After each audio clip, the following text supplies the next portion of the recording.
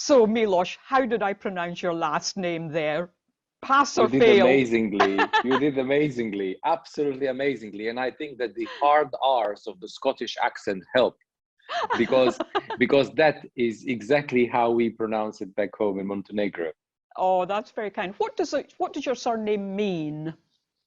Kara Daglic is it has a Turkish root because, as you know, the Ottoman Empire was present in the Balkans for 500 years. Mm-hmm. Montenegro is the only republic or the only little kingdom in that whole sea of the Turks that for 500 years was never under anyone's rule, that fought very long and hard to preserve its independence. That's why we are today so proud of our heritage and our history. And in Turkish, Montenegro, Black Mountain, Crna Gora in our language, is Karadag. And because my family, some 150 years ago, had to leave the old part of Montenegro, which was independent, and go to live in the part which was still under the rules of the Turks, which is today part of Montenegro, but back then it wasn't. They were called, oh, these are the Montenegrins, the Karadags. So the Karadags became Karadaglic. So my surname means from Montenegro, and not many people carry this surname. There is just one family, and I think, like in Scotland, we have clans and tribes as well, and we also have another name next to a name, which means that some 8 other families are part of the same group.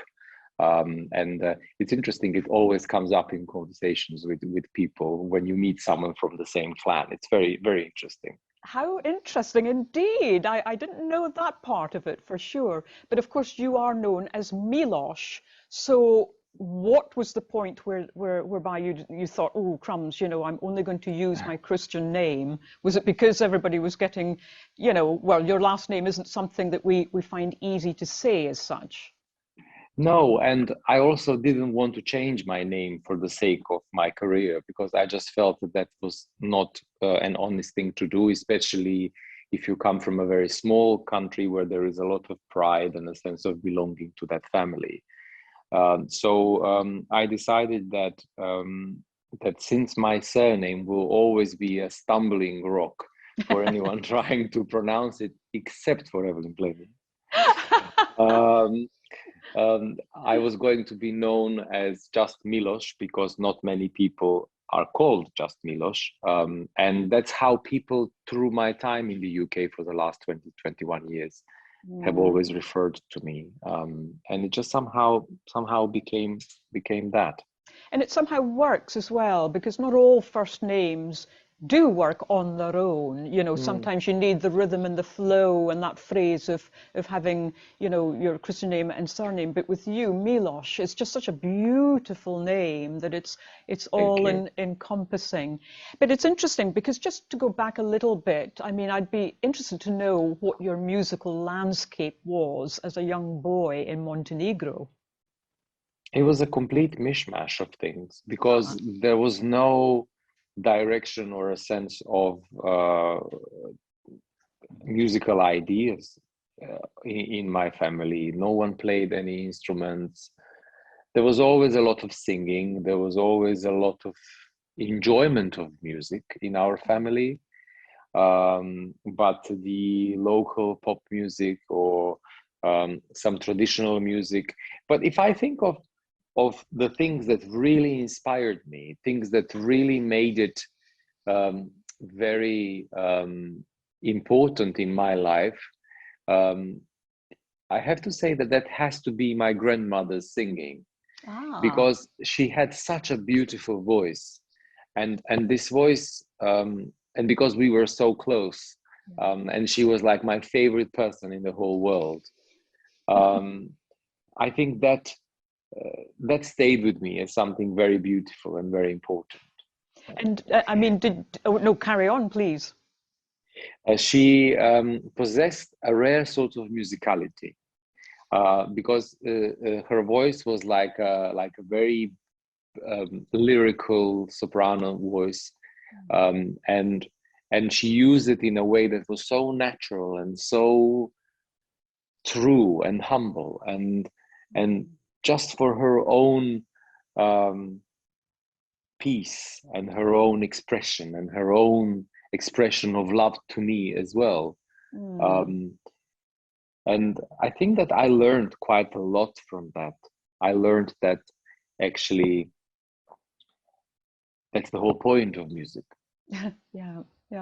Isn't it interesting, really, because when you mention about the trueness and the sincerity and yet the humbleness of someone just so naturally producing a sound that affects another, it's something in a way that you and I as musicians really strive for, so we almost have that originally, but then through studying music, we sometimes, I'm not saying you would, but sometimes you can lose that, and then you try to capture it by practicing more or experimenting with interpretations and so on. But there's just something so magical about an awful lot of the giving of music when it doesn't have the record companies or the PR agencies or whatever it is where there's an expectation. It's hard to describe, really.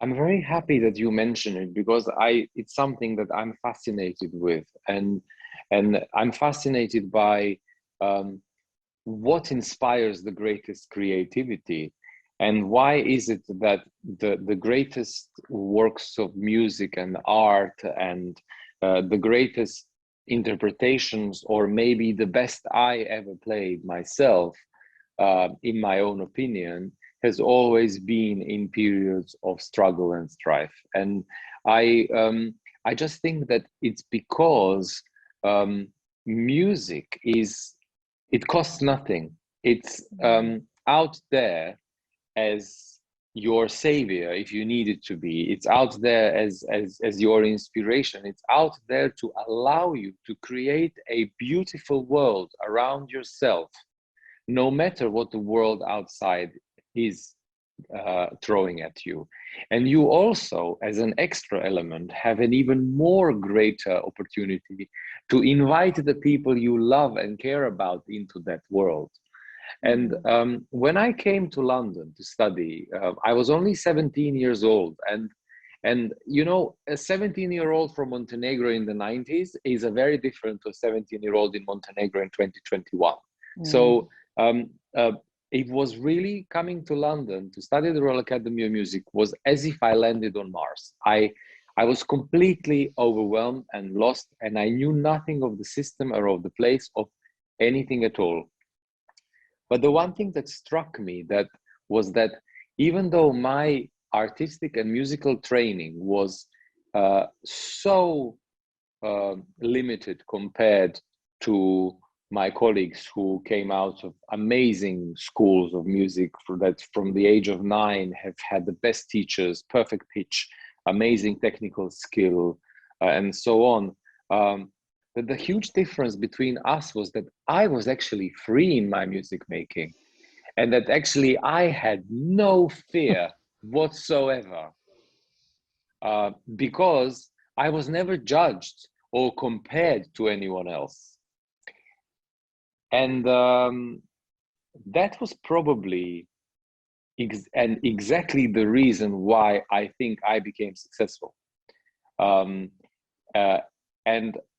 the fact that I never compared myself to anyone else who did well, like another. I mean, I looked up to amazing guitar players, and I learned from listening to amazing guitar players, but at no point in my life I think I wasn't able to achieve that level. I just thought, if I achieve my own best level and the best version of myself, that's going to be good enough, because if I believe in it, then the world I create around me is going to be happy with that too.